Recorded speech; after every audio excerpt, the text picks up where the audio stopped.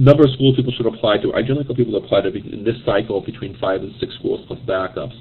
And also they will be realistic about the schools, look at the statistics, and see if you're within range of the statistics of people who are being accepted.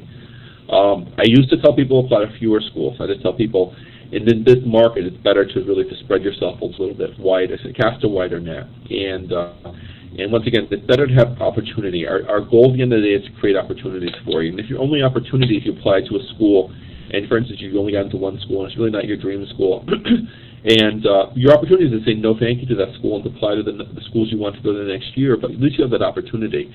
If you don't apply to schools and you don't get admitted, then you really have no chance. You have no options. In other words, your options only start occurring when you actually get an acceptance letter from a particular school.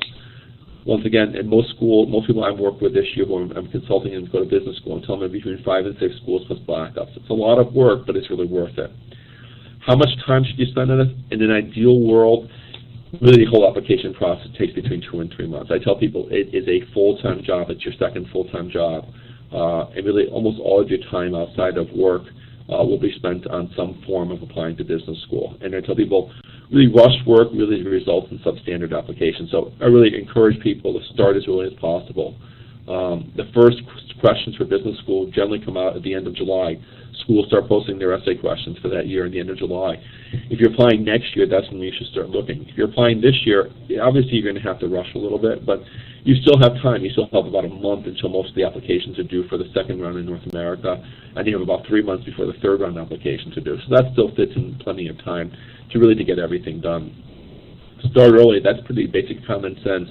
I mean, things happen, and in general, the earlier rounds tend to be slightly easier to get into. But schools have actually gotten much smarter with managing their wait list. And schools have 2 goals. They want as low of an acceptance rate as possible and as high of a yield as possible. And the yield is the number of people who are accepted who actually basically accept their acceptance letter. So it's the people who actually end up going to that particular school. So they want to keep their acceptance rate as low as possible and their yield as high as possible. What does this mean? The schools really effectively use their wait list. They accept the candidates they really want and who really want them, and they're actually putting more and more candidates on the wait list. And so it's up to you to sell yourself to that particular school particularly after you put it on the wait list. If you want to go there, you have to continue to market yourself to the school to show that if you are offered an admission spot, that you will accept it. Time management. This is pretty self-explanatory. You need to manage every aspect of your application carefully. For instance, if you're applying the second round and your recommendations show up late, you're automatically booted to the third round. So you really need to make sure your recommenders are in shape. Make sure they're on top of them. Make sure everything, your transcripts are in if you need to do transcripts. Your scores are in if you need to scores. The last thing you want to do is actually get pushed to another round, because it takes you that much longer to wait and see what the results are from an administrative error.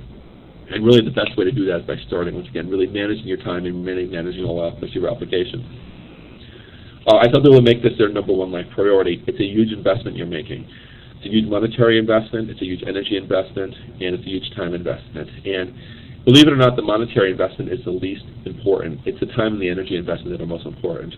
It's a huge investment. You can always make up the money, but the energy and the time are things you cannot make up. So you want to make sure that you are given the best opportunities you can for yourself, and this is why we really emphasize this whole comprehensive approach. Really, the whole get started early, do the best you can and everything.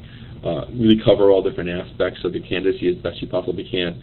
Really, and this again, the money aspect is probably the least important aspect. The time important. If you're at the wrong school, if you're not given the best opportunities you possibly can create for yourself, it makes you feel a little bit cheated, and it's not really how you want to sort of live, and it's really not how you want to invest in yourself on those 3 factors. And the last thing is advisors. Really choose them very, very carefully.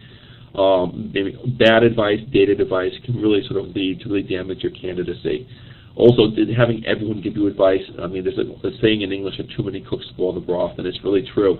If you have 15 people look at your essays, you're going to have 15 opinions. You're going to have to try to incorporate all those opinions in, and it generally turns out to be a really diluted essay. And so be very, very careful and very strategic about who you're choosing as your advisors.